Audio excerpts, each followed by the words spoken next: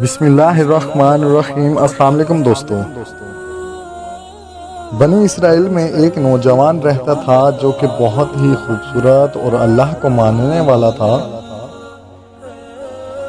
جو کہ اپنے گھر کا گزر سفر کرنے کے لیے جائے نماز بنا کر بیچتا تھا۔ ایک مرتبہ جائے نماز بیچتے بیچتے محل کی طرف نکل پڑا۔ محل میں ایک حسین شہزادی کی اس پر نظر پڑی تو شہزادی نے اپنی خادمہ کو بھیج کر اس نوجوان کو بلوا لیا۔ نوجوان نے سمجھا کہ شاید شہزادی نے جائے نماز خریدنا ہے۔ وہ خادمہ کے ساتھ محل میں داخل ہوا تو خادمہ باہر سے دروازہ بند کر کے چلی گئی اور شہزادی برہنہ ہو گئی اور نوجوان سے بولی، اے حسین نوجوان، میرے قریب آ اور میری خواہش پوری کر۔ نوجوان نے کہا کہ اے شہزادی، اس رب سے ڈرو جو بڑا بے نیاز اور رحیم و کریم ہے۔ شہزادی نے اس کی ایک نہ مانی اور فوراً دھمکی دینے لگ گئی کہ اگر تم نے میری تسکین پوری نہ کی تو میں بادشاہ سلامت کے پاس شور مچاتے اسی حالت میں جاؤں گی اور کہوں گی کہ اس نوجوان نے میری عزت لوٹنے کی کوشش کی۔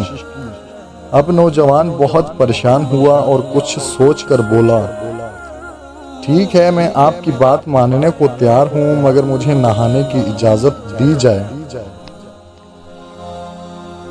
تاکہ میں صاف ستھرا ہو جاؤں۔ شہزادی نے کہا، ٹھیک ہے، مگر یہاں پر نہیں نہانا کیونکہ تم بھاگ جاؤ گے۔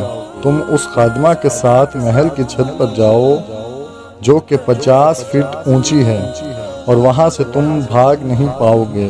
وہ نوجوان مان گیا اور محل کی چھت پر چلا گیا۔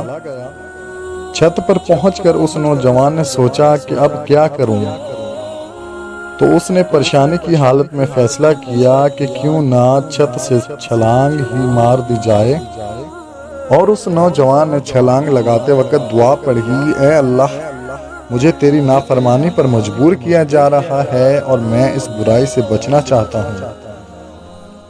مجھے 50 فٹ چھلانگ مار کر مر جانا تو منظور ہے مگر تیری نافرمانی نہیں۔ یہ کہہ کر اس نوجوان نے 50 فٹ اونچائی سے چھلانگ مار دی۔ اسی وقت باری تعالیٰ سے ایک فرشتے کو حکم جاری ہوا کہ جاؤ اس نوجوان کو بچاؤ، اور اس نوجوان کو فرشتے نے اپنے پروں میں سما لیا۔ وہ نوجوان بچ گیا اور بڑا خوش ہوا اور اسی وقت شکرانے کے نفل ادا کیے اور بارگاہ الہی میں عرض کی کہ مولا، تو چاہے مجھے اپنے اس کام سے بے نیاز کروا سکتا ہے۔ اے رب، مجھے تو کچھ عنایت کر تاکہ میں بیٹھ کر کھا بھی سکوں اور تیری عبادت بھی کر سکوں۔ اس کی دعا قبول ہوئی اور وہی فرشتہ جس نے اسے بچایا ایک سونے کی بھری ہوئی بوری لا کر اس نوجوان کے حوالے کی، اور اس عظیم نوجوان نے پھر شکرانے کے نفل ادا کیے اور بولا، اے میرے پروردگار، یہ جو سونا اسی رزق کا حصہ ہے جو مجھے دنیا میں ملنا تھا، تو اس میں برکت فرما، اور اگر یہ اس اجر کا حصہ ہے جو مجھے آخرت میں ملنا ہے اور اس کی وجہ سے میری آخرت کے اجر میں کمی ہوگی تو مجھے یہ دولت نہیں چاہیے۔